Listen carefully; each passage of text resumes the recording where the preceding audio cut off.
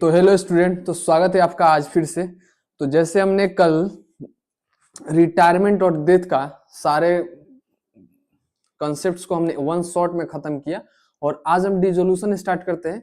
तो आज मैं पहले ही बता देता हूं, आज का क्लास हमारा उतना लंबा नहीं चलेगा, फिर भी हम कम से कम 1 घंटा क्लास अभी करेंगे और ट्राई करेंगे ज्यादा से ज्यादा कॉन्सेप्ट कवर करें। अगर खत्म हो सकता है तो इसको खत्म करेंगे, नहीं तो कल इसको खत्म करेंगे। तो चलिए बिना किसी देरी का हम लोग स्टार्ट करते हैं। और अगर आप लोगों को पीछे वाले किसी भी कॉन्सेप्ट में डाउट होगा तो टेलीग्राम में डिस्कस कर सकते हैं या कमेंट सेक्शन में डिस्कस हम लोग करेंगे डाउट्स को। तो चलिए अब हम स्टार्ट करते हैं। तो डिसोल्यूशन मतलब क्या होता है? बंद हो गया। डिसोल्यूशन मतलब क्या हुआ? बिजनेस बंद हो गया। तो dissolution of partnership, as stated earlier, dissolution of a partnership changes the existing relationship between partners. Dissolution of partnership changes the existing relationship between the partners, but the firm may continue its business as before।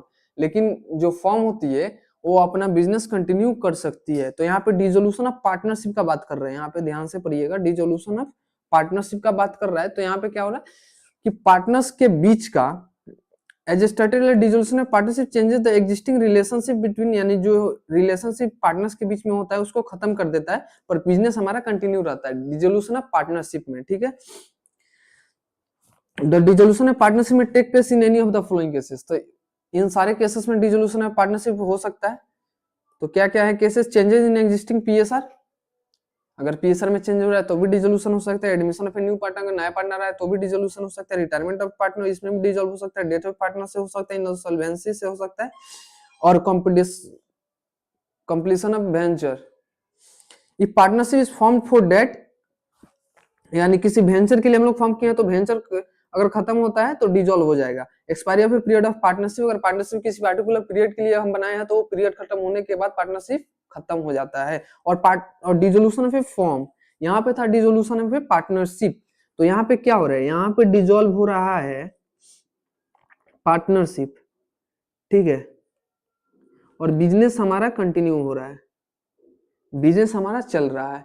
और यहाँ पे क्या हो जाएगा? Dissolution में partnership firm में take place without the intervention of court और by the order of a court, यानी जो डिसोल्यूशन ऑफ ए फॉर्म है वो कोर्ट के ऑर्डर से भी हो सकता है और कोर्ट के बिना ऑर्डर का भी हो सकता है। In any of the above specified later in this section it may be noted that the dissolution of a firm necessarily brings into dissolution of a partnership, यानी अगर फॉर्म का डिसोल्यूशन होता है तो यहाँ पार्टनरशिप का भी डिसोल्यूशन हो सकता है।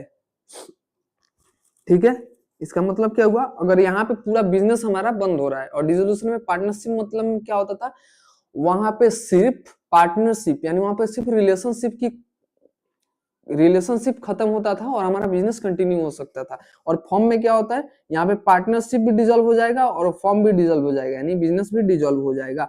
However dissolution of a partnership would not necessary involve dissolution of a form, जबकि अगर पार्टनरशिप डिसॉल्व होता है तो फॉर्म को डिसॉल्व नहीं करता है।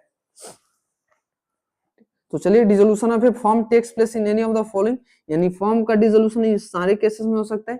डिसोल्यूशन बाय एग्रीमेंट, अगर एग्रीमेंट में हो तो डिसोल्यूशन हो जाएगा। A firm is dissolved with the consent of all partner, अगर सारे पार्टनर एग्री हैं तो भी हमारा डिसोल्यूशन हो सकता है। In accordance with the contract between the partners, यानी एग्रीमेंट होगा तो उसके हिसाब से हमारा डिसोल्यूशन ऑफ ए फॉर्म हो सकता है। कंपल्सरी डिसोल्यूशन, यानी कब कब हमको कंपल्सरी एकदम फॉर्म को डिसॉल्व करना ही पड़ेगा। A firm is dissolved compulsory in the following cases, तो कौन सारे केसेस हैं ये पढ़िए। When all the partners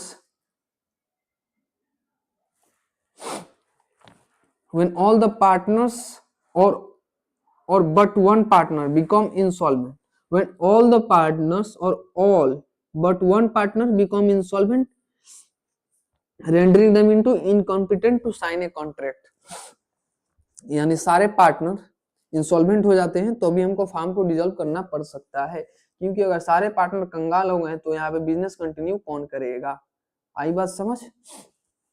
When the business of a firm becomes illegal, मान लो हम लोग चरस गांजा बेच रहे थे तो पहले ये लीगल था, उसके बाद एक दिन रात को आए नरेंद्र मोदी जी रात को 8 बजे और इसके बाद अनाउंस कर रहे हैं कि आज रात को 8 बजे से चरस गांजा बैन, तो क्या हमारा बिजनेस कंटिन्यू हो सकता है? नहीं कंटिन्यू हो सकता है। तो यहाँ पे फॉर्म को डिसॉल्व करना पड़ेगा।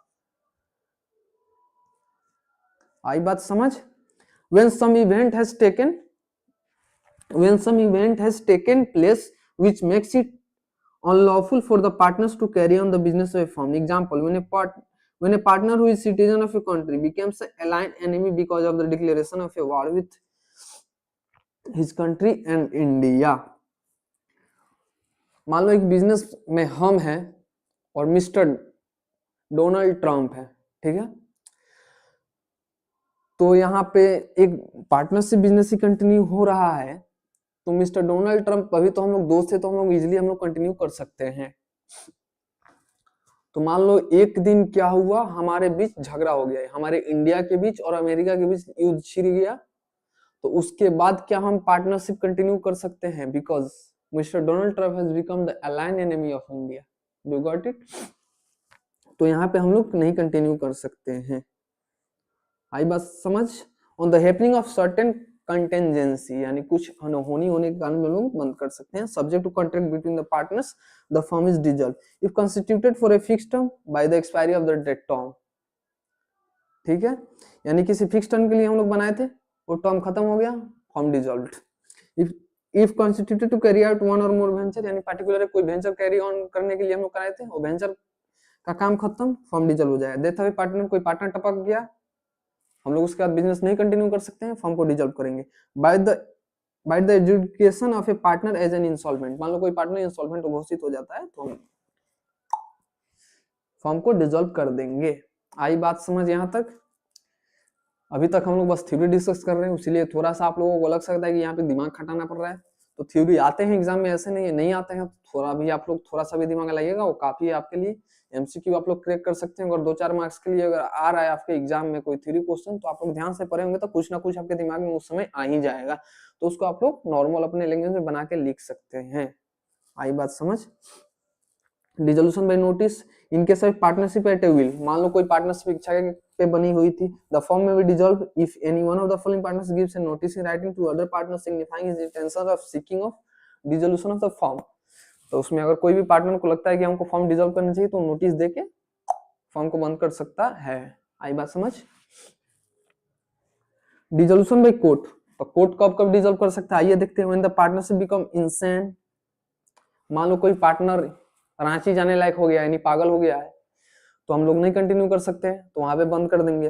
When a partner becomes permanently incapable of performing his duties as a partners, मान लो कोई पार्टनर का गोड़ हाथ कोई एक्सीडेंट हुआ भयानक, वो अब कुछ करने लायक नहीं है, तो यहाँ भी फॉर्म डिसॉल्व हो सकता है। आई बात? When a partner is guilty of misconduct which is likely to adversely affect the business of the firm, मान लो हमारा पार्टनर कोई हिडेनबर्ग नामक जैसा कोई, समझ जाइएगा, हिडन जैसे बर्ग अपना रिपोर्ट लाया था, वैसे कोई हम लोग का पार्टनर गिल्टी घोषित हो जाता है, तो उसमें हम लोग पार्टनरशिप कंटिन्यू नहीं कर पाएंगे, वहां पे फॉर्म डिसॉल्व हो जाएगा। ठीक है? When a partner persistently commits breach of a partnership agreement, मान लो एग्रीमेंट में कुछ ऐसी शर्तें लिखी हुई है, जिस शर्त को यहाँ पे पार्टनर्स हमेशा ब्रीच करते जा रहे हैं, तोड़ते जा रहे हैं, तो इस शर्त को ना मानने के कारण यहाँ पे हमारा पार्टनरशिप बंद हो सकता है, यहाँ पे फर्म को भी डिसॉल्व करना पड़ सकता है। आई बात समझ? When a partnership transfer the whole of his interest in the firm, मान लो मैं किसी बिजनेस में पार्टनरशिप हूँ, मैंने अपना सारा इंटरेस्ट कहीं और ट्रांसफर कर दिया है, यानी इंटरेस्ट मतलब प्रॉफिट सारा ट्रांसफर कर दिया, मैं सिर्फ यहाँ पे अपना देह दिखाने के लिए हूँ, ना हमारा कोई इसमें इंटरेस्ट है, बिजनेस में कुछ हो रहा है उससे मेरे को कोई मतलब नहीं है, क्योंकि ना ही मेरे को वहां से प्रॉफिट मिल रही है, ना ही मेरे को लॉस देना है। तो यहाँ पे हमको पता चलता है कि यहाँ पे इस बंदे का कुछ इंटरेस्ट बिजनेस में नहीं है, सिर्फ यहाँ पे टाइम पास करने के लिए है, तो यहाँ पे हमको फर्म को डिसॉल्व करना पड़ सकता है। आई बात समझ? ठीक है? When the business of the firm cannot be carried on except at a loss, मान लो हमारे बिजनेस में कंटिन्यूअसली एक लॉस होते जा रहा है, तो यहाँ पे हमारे बिजनेस को बंद करना पड़ सकता है। When on any ground the court regards the, और कोर्ट को जैसा मर्जी उसका कारण जैसा हो, वो चाहे तो जब भी बंद कर सकता है। ठीक है? अब आ जाए, अब डिसोल्यूशन ऑफ ए पार्टनरशिप और डिसोल्यूशन ऑफ ए फर्म में अंतर क्या है, हम वो भी देख सकते हैं। ये सबसे इंपॉर्टेंट है, इसको आप पढ़ लीजिएगा, तो अभी तक मैंने जो ऊपर पढ़ाया वो आपको पढ़ने की जरूरत नहीं है। I hope you got it. ठीक है? तो termination of business, the business is not terminated, तो पार्टनरशिप जब डिसॉल्व होता है तो यहाँ पे बिजनेस टर्मिनेट नहीं होता है। और डिसोल्यूशन ऑफ ए फर्म में क्या होता है, द बिजनेस इज क्लोज्ड। ठीक है?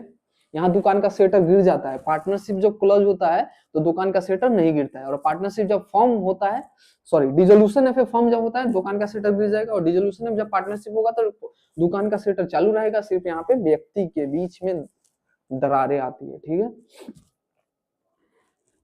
Settlement of assets and liability, assets and liabilities are revalued and new balance sheet is drawn. यहाँ पे रिवैल्यूड होता है जब डिसोल्यूशन में पार्टनरशिप होता है, और यहाँ पे assets and liabilities are paid off, यहाँ पे एसेट्स और लायबिलिटी पेड ऑफ किए जाते हैं। कोर्ट इंटरवेंशन, यहाँ पे कोर्ट इंटरवेंट नहीं करता है, यहाँ पे कोर्ट इंटरवेंट कर सकता है। ठीक है, economic part relationship, economic relationship between the partners continues दो इन ए चेंज्ड फॉर्म। ठीक है, इनके बीच का रिलेशनशिप कंटिन्यू कर सकता है, पर उसमें कुछ बदलाव हो सकती है। आधा लेते थे, अभी कोई ज्यादा लेगा, कोई कम लेगा, वैसा हो सकता है। Economic relations between partners comes to end, यहाँ पे कोई इकोनॉमिक रिलेशनशिप नहीं है, यहाँ पे बिजनेस बंद, इकोनॉमिक रिलेशनशिप खत्म, कोई यहाँ पे रिश्तेदारी अब नहीं निभा सकते हैं। ठीक है, closure of books does not require because the business is not terminate, यहाँ पे बिजनेस ही बंद नहीं हुआ तो बुक्स क्लोज करने की कोई जरूरत नहीं है। The books of account close, यहाँ पे बुक्स ऑफ अकाउंट क्लोज हो जाते हैं। एक बार आप लोग खुद से पढ़ लीजिएगा और समझने की कोशिश कीजिएगा। चलिए हम बढ़ते हैं आगे।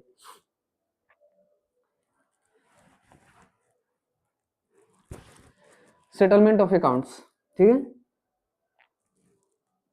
इन case of dissolution of a firm the firm ceases to conduct business, यानी यहाँ पे फर्म अगर डिसॉल्व हो रहा है तो वो अपना बिजनेस कंटिन्यू नहीं कर सकता है, and has to settle his account, और इस केस में उसको अकाउंट अपना सेटल करेगा। For this purpose it disposes of all its assets, इसमें एसेट डिस्पोज करते हैं, satisfying all the claim against it, उसका लायबिलिटी पे ऑफ करेंगे। In this context it should be noted as the subject to agreement among the partners, the following rules section option नहीं मत याद कीजिए। Treatment of loss, तो यहाँ पे loss का ट्रीटमेंट क्या होगा, losses include deficiency of capital shall be paid first out of profit, next out of capital of partners, lastly if necessary by the partners individually in their profit sharing ratio। मान लो कुछ ऐसा loss हो गया तो हमारे business में जो पहले प्रॉफिट होगा उसको यूटिलाइज करेंगे, उसके पार्टनर्स का कैपिटल को घटाना चालू करेंगे। उसके बाद अगर नहीं होता है तो फिर पार्टनर्स का धन संपत्ति, जितना पर्सनल प्रॉपर्टी है, घर द्वार, और कुछ नहीं यार, मेंबर्स को थोड़ी ना बेचेंगे, केवल घर द्वार बेच सकते हैं। उसके बाद उसका जो फॉर्म का जो क्लेम होता है उसको सेटिस्फाई करेंगे। तो क्लेम मतलब क्या, बकाया। तो फॉर्म का बकाया सबसे पहले किससे चुराएंगे, सबसे पहले फॉर्म का प्रॉफिट यूटिलाइज करेंगे। फॉर्म का प्रॉफिट अगर खत्म हो जाता है तो पार्टनर्स का कैपिटल यूटिलाइज करना चालू करेंगे, उसके पार्टनर्स का कैपिटल भी खत्म हो जाता है, उसके बाद तो पार्टनर्स का पर्सनल प्रॉपर्टी को बिजनेस में लेके आएंगे, बेचेंगे, उससे हम लोग फॉर्म का क्लेम चुकाएंगे। आई बात समझ। Application of assets, the assets of the firm include any sum contributed by the partners to make up deficiency of a capital shall be applied in the following manner or order: in paying the debts of the firm to the third party, in paying each partner proportionately what is due to him or from the firm for advances are distinguished from the capital, in paying to each partner proportionately what is due to him on account of capital, the residue if any shall be divided among the partners in their profit sharing ratio। तो सबसे पहले हम किसका डेब्ट चुकाएंगे, यहाँ पे तो फर्म डिसॉल्व हो रहा है तो सबसे पहले हम किसका डेब्ट चुकाएंगे, आइए पढ़ते हैं। सबसे पहले हम थर्ड पार्टी का डेब्ट चुकाएंगे जो हमारे बिजनेस का नहीं है। ठीक है, in paying each partner proportionally what is due to him और from the firm advances distinguish from the partners यदि पार्टनर। उसके बाद हम क्या करेंगे, पार्टनर्स का मान लो हम लोग सारे थर्ड पार्टी का लोन चुका दिए, उसके बाद पार्टनर्स कोई अपना कैपिटल को छोड़ के कोई लोन दिया होगा तो उसके बाद वो हम चुकाएंगे। ठीक है, तो उसके पार्टनर्स का लोन चुकाएंगे। In paying each partner proportionally what is due to him on account of capital, उसका कैपिटल देंगे। उसके बाद अगर कोई बचता है तो उसका प्रॉफिट उसको मान के उसके बाद आपस में डिस्ट्रीब्यूट करेंगे, जिसको जितना मिलना होगा उतना मिल जाएगा। तो सबसे पहले थर्ड पार्टी का डेब्ट क्लियर करेंगे, उसके बाद पार्टनर्स का लोन क्लियर करेंगे, उसके बाद पार्टनर्स का कैपिटल क्लियर कर देंगे। उसके बाद अगर कोई प्रॉफिट बचता है तो उसको आपस में पार्टनर्स डिवाइड कर लेंगे, उसका ले लेंगे जैसे जैसे उनका पीएसआर होगा। आई बात समझ।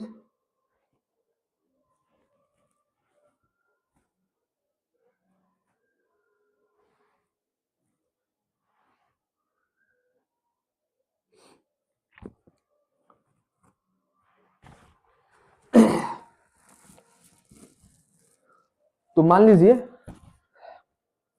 ये मैं हूं, ये मेरा एक घर है छोटा सा, और मैं एक फॉर्म में भी पार्टनर हूं। ठीक है, तो मेरे ऊपर भी मान लो 5,000 का लोन है। ठीक है, यहाँ पे फॉर्म भी डिसॉल्व हो रहा है और फॉर्म की लायबिलिटी यहाँ पे रेज हो चुकी है 10,000 रुपया। ठीक है, आई बात समझ। तो फॉर्म की लाइबिलिटी यहाँ पे 10,000 रुपया रेज हो चुकी है, 10,000 मेरे को भी वहाँ पे फॉर्म को देना है, क्योंकि फॉर्म डिजोल्व हो चुका है और हमको लाइबिलिटी वहाँ का पे अप करने के लिए 10,000 पार्टनर्स को लेके आना पड़ रहा है और मेरे को भी 10,000 लेके जाना है। ठीक है,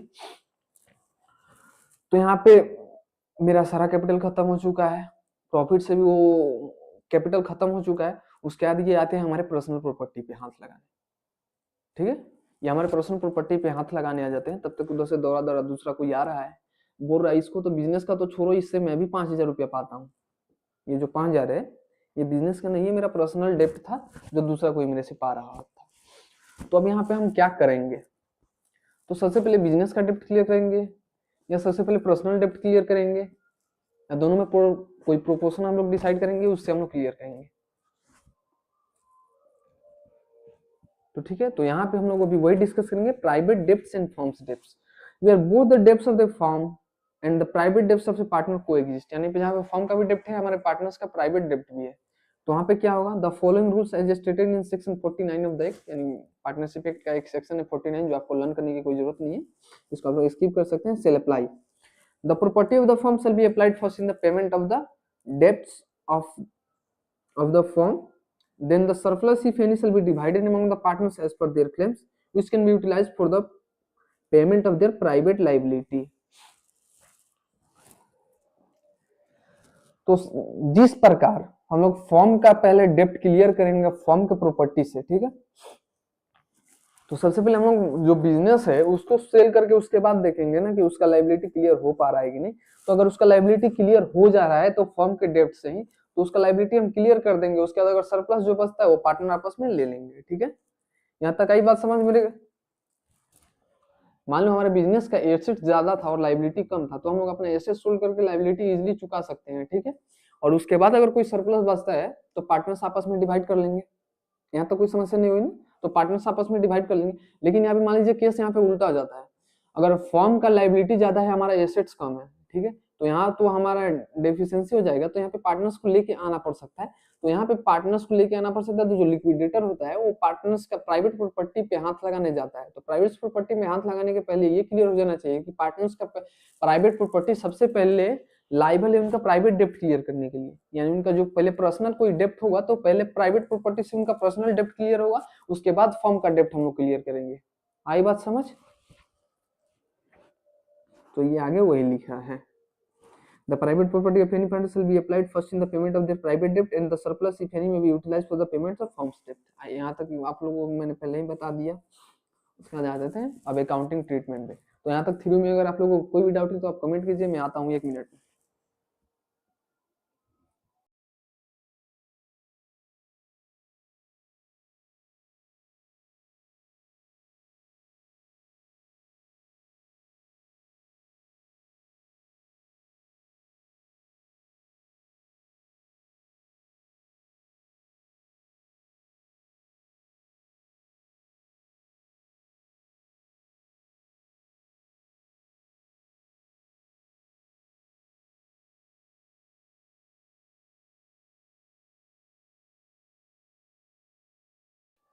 तो उम्मीद करता हूँ आप लोगों को यहाँ तक थ्योरी जो मैंने पढ़ाया आप लोगों को कोई भी डाउट हो नहीं है। अगर कोई डाउट भी हो तो आप लोग इजिली पढ़ के आप उसको समझ सकते हैं। अगर फिर भी नहीं समझ में आया तो हम लोग डिस्कस करने के लिए टेलीग्राम पे आ जाए, वहां पे हम लोग मिलकर डिस्कस करेंगे। ठीक है, तो चलिए अब आ जाते हैं अकाउंटिंग ट्रीटमेंट पे। तो when the form is dissolved its books of account are closed, यानी अगर फॉर्म डिसॉल्व होता है, यहाँ पे बात फॉर्म क्यों रही है, यहाँ पे दो चीजें आप लोगों ने पढ़ा, डिसोल्यूशन ऑफ पार्टनरशिप और dissolution of form. Dissolution of partnership में बिजनेस बंद नहीं होता है, डिसोल्यूशन ऑफ फॉर्म में बिजनेस बंद हो जाता है। तो जब डिसोल्यूशन ऑफ फॉर्म होगा its books of accounts are close, यानी उनका बुक्स ऑफ अकाउंट क्लोज हो जाएगा। And the profits or loss arising on realisation of its assets and discharge of liability is to be computed. तो यहाँ पे हम लोग को क्या कंप्यूट करना पड़ेगा, डिसोल्यूशन पे हमको प्रॉफिट हो रहा है या लॉस हो रहा है हमको कंप्यूट करना पड़ेगा। वो कैसे कंप्यूट करेंगे, एसेट्स को बेच के लायबिलिटी को चुकाएंगे, उसके बाद देखेंगे हमको क्या हो रहा है बिजनेस में। ठीक है, for this purpose a realization account is prepared to ascertain the net effect यानी profit or loss of the realization of assets and the payments of liability which may be transferred to partners capital accounts in their profit sharing ratio। तो यहाँ पे जो हमको profit और loss होगा realisation में, यानी डिसॉल्व करने का समय अगर हमको रियलाइजेशन में कोई प्रॉफिट और लॉस होता है तो पार्टनर्स के बीच में उनके प्रॉफिट शेयरिंग रेशियो के अकॉर्डिंग डिवाइड हो जाता है। आई बात समझ? Hence all the assets that is other than cash in hand, bank balance and fictitious assets if any, and all external liabilities are transferred to this account. तो यहाँ पे क्या लिखा है? all assets other than cash, यानी cash को छोड़कर और fictitious assets। तो यहाँ पे अगर बिजनेस बंद होने जा रहा है तो लगता है आपको कोई पागल होगा जो गुडविल का पैसा वैसा देने जाएगा। तो वही बुरा है कि यहाँ कैश और गुडविल को छोड़ के बाकी सब उनको एसेट्स हम लोग रियलाइज कर देंगे। And on external liability transfer to his this account, यानी जो हमारा एसेट्स है वो भी आ जाएगा रियलाइजेशन में, except cash and fictitious assets, उसका लायबिलिटी भी हम रियलाइजेशन में लेके आएंगे। It also records the sale of assets, तो यहाँ पे हम सेल ऑफ एसेट्स भी रिकॉर्ड कर लेंगे और पेमेंट ऑफ लायबिलिटी भी रिकॉर्ड करेंगे। तो सबसे पहले लेके आएंगे, उसके बाद जैसे जैसे देंगे, जैसे जैसे मिलेगा हमको वैसे वैसे हम उसको रिकॉर्ड करते जाएंगे। रियलाइजेशन एक्सपेंस भी होगा, क्योंकि हम जब रियलाइज करेंगे तो वहां भी कुछ एक्सपेंस होगा ही, तो हम लेके आएंगे। The balance in this account is termed as profit और लॉस ऑन रियलाइजेशन, और जो बैलेंस हमारा बच जाएगा उसको प्रॉफिट या लॉस को टर्म के नाम से हम लोग जानते हैं, प्रॉफिट और loss on realisation. Which is transfer to the partners capital account the profit sharing ratio, जो कि पार्टनर्स के कैपिटल अकाउंट में चल जाएगा उनके रेस्पेक्टिव पीएसआर के अकॉर्डिंग।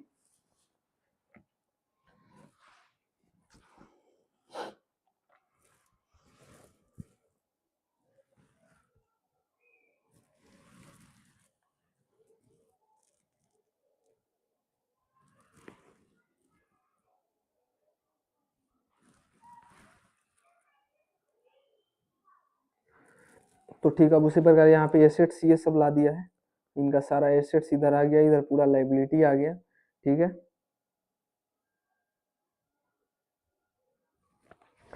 तो यहाँ पे एसेट्स आ जाएगा और यहाँ पे लायबिलिटी आएगा। अगर लायबिलिटी का पेमेंट होता है तो इधर आएगा, एसेट्स से अगर पेमेंट हमको मिलता है तो इधर आएगा। बात यही है नॉर्मल सी आप लोगों को समझने के लिए। तो एसेट्स इधर आ जाएगा, लायबिलिटी इधर आएगा, लायबिलिटी का पेमेंट होगा तो इधर जाएगा, एसेट्स से पेमेंट मिलेगा तो इधर आएगा। Hope you got it.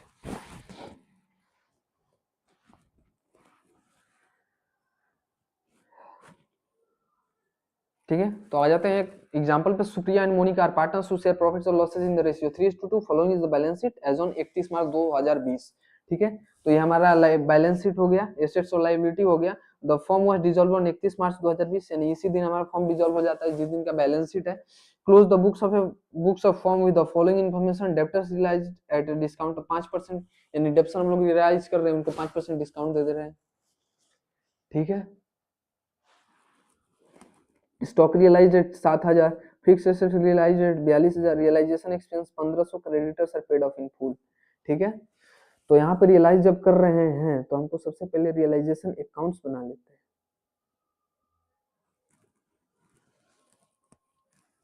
तो यहाँ पे गौर से सुनिए, यहाँ पे रियलाइजेशन अकाउंट बन रहा है, ना कि रिवैल्यूएशन अकाउंट। ठीक है, हम लोग पहले रिवैल्यूएशन बनाते थे, तो आप लोगों को कंफ्यूज नहीं होला कि यहाँ पे रिवैल्यूएशन हो रहा है या रियलाइज हो रहा है। ठीक है,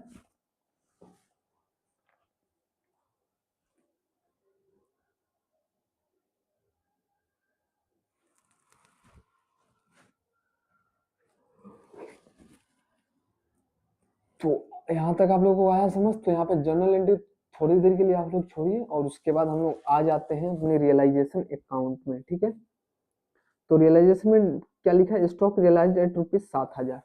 तो सबसे पहले हम लोग रियलाइजेशन में क्या है, जितना जिसका बुक वैल्यू है ना उतना पे इसको हम लेके आ जाएंगे। तो यहाँ पे सबसे पहले हम एसेट्स देख लेते हैं। तो एसेट में स्टॉक है 7500 का।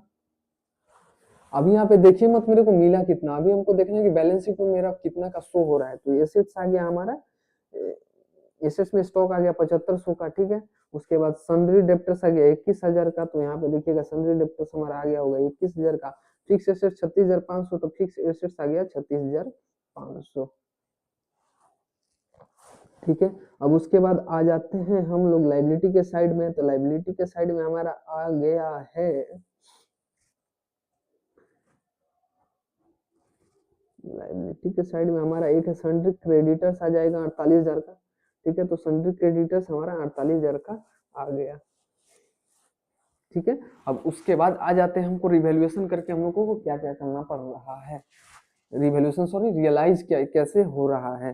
तो डेब्टर रियलाइज एट 5% डिस्काउंट, यानी डेब्टर को हम लोग 5% डिस्काउंट दे रहे हैं। तो डेब्टर्स कहाँ गया? तो डेब्टर से हमको मिल कितना रहा है? 20425। तो ये कैसे हमको निकाला? कैलकुलेटर अपने हाथ में उठाइए कैलकुलेटर अपने हाथ में उठाइए और 21,500 जो बुक वैल्यू पे है उसमें से माइनस कीजिए 5%। 21,500 जो है बुक वैल्यू पे उसको से माइनस कर दीजिए 5%। तो क्या आपका आंसर मैच कर गया? तो यहाँ पे 21,500 माइनस 5% तो आपका आ जा रहा है 20,425। ठीक है, उसके बाद स्टॉक कितने पे रियलाइज हो रहा है? ये हो गया, स्टॉक हमारा 7,000 पे रियलाइज हो रहा है, यानी बेच के, इसका मतलब सीधी से मेरे को बेच के कितना पैसा मिल रहा है। तो स्टॉक जितने के थे उनमें से 20,425 मिल रहा है, तो बाकी हमारा लॉस हो जाता है। वो डायरेक्ट हम लोग जब बैलेंसिंग फिगर निकालेंगे तो वो हमारा बैलेंसिंग फिगर होके किसी साइड ना किसी साइड चला जाएगा। ठीक है, उसका स्टॉक हम लोग निकाल दिए 7,000 में। उसका फिक्स एसेट्स देख लीजिए कितना में रियलाइज किया है। फिक्स एसेट्स हमारा 42,000 में रियलाइज किया है, तो फिक्स एसेट्स हम लोग 42,000 में रियलाइज कर दिए। ठीक है, तो हमारा एसेट जो जो बिकना था वो बिक गया, जहां से पैसा मिलना था वहां से हमको पैसा मिल गया। ठीक है, अब हम देखते हैं हमको कहाँ कहाँ पैसा देना है। तो देखिए ये स्टॉक का हमारा चला गया, ये डेब्टर्स का हमारा चला गया, ये फिक्स एसेट्स का हमारा चला गया। अब आते हैं क्रेडिटर्स पे। क्रेडिटर्स का यहाँ पे क्या बोले, creditors are paid in full. जिनको हमको देना था उन्होंने हमारे लिए कुछ भी माफ नहीं किया, तो उनको हम सारे पैसा दे देंगे। तो सारे पैसा हम लोग देने के लिए क्या 48,000 का 48,000 दे दिए। ठीक है, उसके बाद एक्स्ट्रा खर्च आ जाता है हमारे लिए रियलाइजेशन एक्सपेंस। तो रियलाइजेशन एक्सपेंस का हम लोग जर्नल एंट्री जब पास करेंगे तो क्या आएगा, realisation account debit to bank. तो रियलाइजेशन अकाउंट डेबिट हो रहा है, यानी रियलाइजेशन के डेबिट साइड में जाएगा टू बैंक होके। तो यहाँ पे बैंक होके और इसके बाद एक साथ टोटल करके यहाँ पे 1500 आ गया। I hope you got it. तो यहाँ पे हम लोगों ने एसेट्स को बेच दिए, लाइबिलिटी को पे ऑफ कर दिया। अब देखते हैं जो डिफरेंस आता है वो हमारा हो जाएगा प्रॉफिट और लॉस। ठीक है, तो इधर का टोटल कितना आ जाएगा, 548,000 और 69,425। ठीक है, इसको अभी आप लोगों को नहीं देखना है, ये जो है हम सबसे लास्ट में बैलेंसिंग फिगर करके निकलना चाहिए। तो यहाँ तक हमको टोटल मिलाना है। ठीक है, तो यहाँ इधर आ गया 11,7,925, यानी 1,17,925 रुपया आ गया। अगर इस साइड देखते हैं 7,500, 21,500, 36,500, 48,000 और 1,500। ठीक है, तो इधर 1,15,000 आ रहा है, यहाँ पे कितना आ रहा है 1,15,000।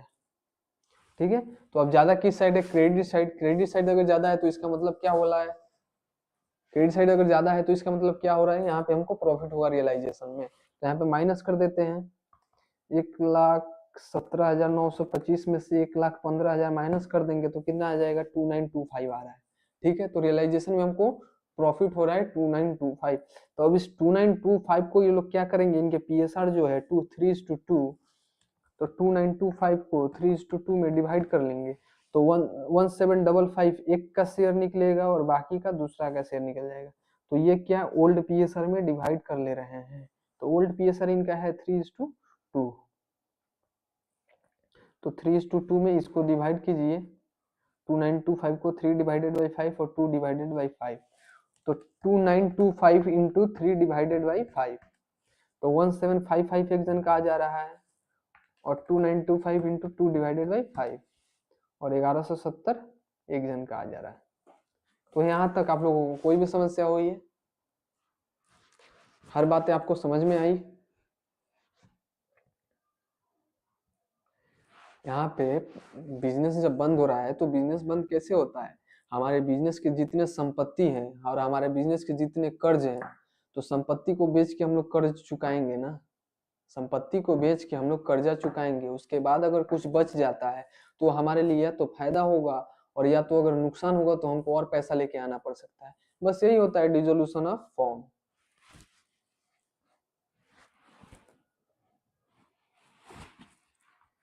ठीक है, तो पार्टनर्स कैपिटल अकाउंट हम लोग बनाएंगे तो इनका ओपनिंग ये हो गया। ठीक है, उसके बाद यहाँ पे एक जनरल रिजर्व होता है, तो जनरल रिजर्व हमको हम लोग क्या ही पैसा देंगे, वो हमारे हमारे बिजनेस के प्रॉफिट से ही एक बना हुआ मटका है जिसमें हम थोड़ा थोड़ा पैसा इकट्ठा करते गए हैं। तो इस जनरल रिजर्व को फोड़ के वो लोग आपस में डिवाइड कर लेते हैं, तो ये भी इनके पार्टनर्स ये कैपिटल में चला जाता है। ये ऑलरेडी आप लोगों ने डिस्कस किया हुआ है, क्या था रिटायरमेंट और डेथ के टाइम में। ठीक है, और उसके बाद जो रियलाइजेशन के टाइम में ये प्रॉफिट जो हुआ है ये भी इनके कैपिटल में आ जाएगा। तो इनका क्लोजिंग कैपिटल ये आ रहा है जो कि ये बैंक के माध्यम से लेके अपने घर चले जाएंगे। ठीक है, यहाँ तक कोई समस्या आप लोगों को?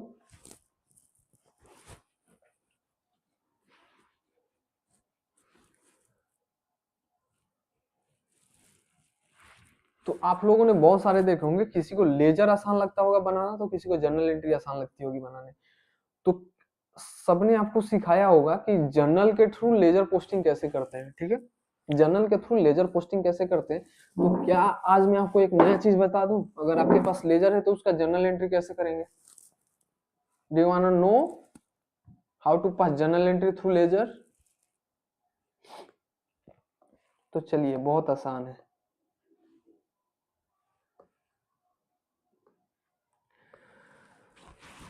तो कैसे पास होगा, देखिए, रियलाइजेशन अकाउंट डेबिट, ठीक है, यानी इस साइड जितना भी है ये क्रेडिट में जाएगा और जो डेबिट होगा वो रियलाइजेशन अकाउंट होगा। आया बात समझ?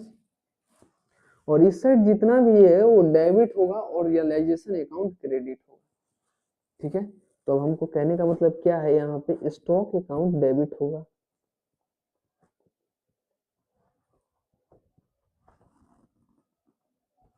सॉरी स्टॉक अकाउंट नहीं, मैंने क्या बोला, रियलाइजेशन अकाउंट डेबिट होगा और बाकी सब यहाँ पे क्रेडिट होंगे। तो रियलाइजेशन अकाउंट यहाँ पे हमारा डेबिट हो जाएगा और टू स्टॉक होगा, ठीक है, अमाउंट यही रहेगा।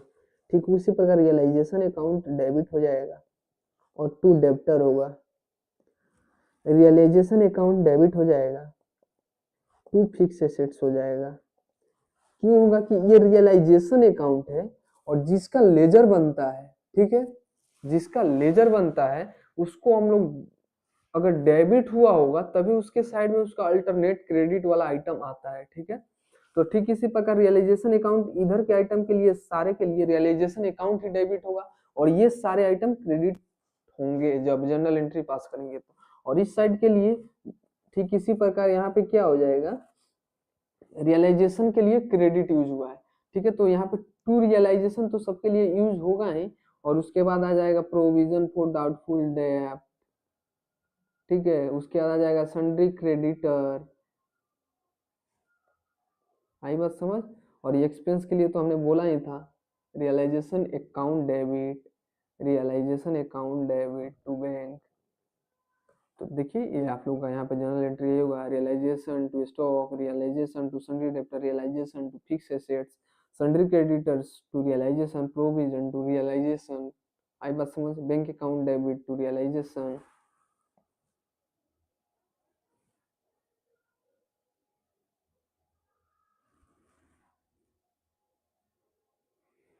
आई बात समझ?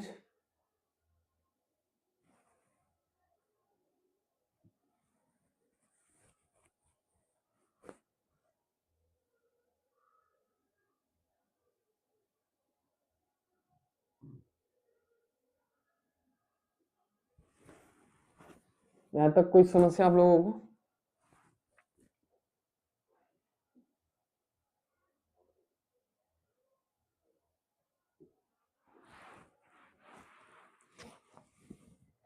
ओ ये यहाँ पे समझाना है क्या कि bank account debit to realisation क्यों हुआ? देखिए यहाँ पे लिखा है एसेट्स रियलाइज्ड,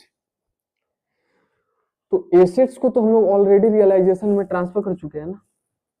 तो जो हमारा एसेट्स है यहाँ पे देखिए, हम लोग जो एसेट्स है इसको रियलाइजेशन में ऑलरेडी ट्रांसफर कर चुके हैं ना, ये सारे एसेट्स को तो हम लोग रियलाइजेशन में लेके आ चुके हैं। अब रियलाइजेशन में से हम लोग एसेट्स को बेच रहे हैं ना, तो जो हमारा एसेट्स अवेलेबल होना चाहिए वो तो रियलाइजेशन अकाउंट में ऑलरेडी ट्रांसफर हो गया है। तो इसीलिए यहाँ पे एसेट्स के लिए रियलाइजेशन को क्रेडिट कर रहे हैं, क्योंकि हमारा जो एसेट्स है वो रियलाइजेशन वाले मटका में जा चुका है, ठीक है। और उसका बैंक अकाउंट डेबिट हो रहा है क्योंकि एसेट्स को बेच के हमको पैसा मिल रहा है। आई बात समझ? और ठीक उसी प्रकार यहाँ पे पे ऑफ कर रहे हैं लाइबिलिटी को, तो लाइबिलिटी भी हमारा रियलाइजेशन में चला जा चुका है, तो इसलिए यहाँ पे रियलाइजेशन को डेबिट कर दे रहे हैं और बैंक हमारा घट जा रहा है। आई बात समझ? और उसका जो प्रॉफिट था उसको ये लोग अपने में आपस में डिस्ट्रीब्यूट कर ले रहे हैं, वही हुआ है। यहाँ पे जनरल रिजर्व हम लोगों ने पढ़ा था ये कैसे ट्रांसफर होगा, old PSR, old partners, retirement का कॉन्सेप्ट याद है ना, ठीक है।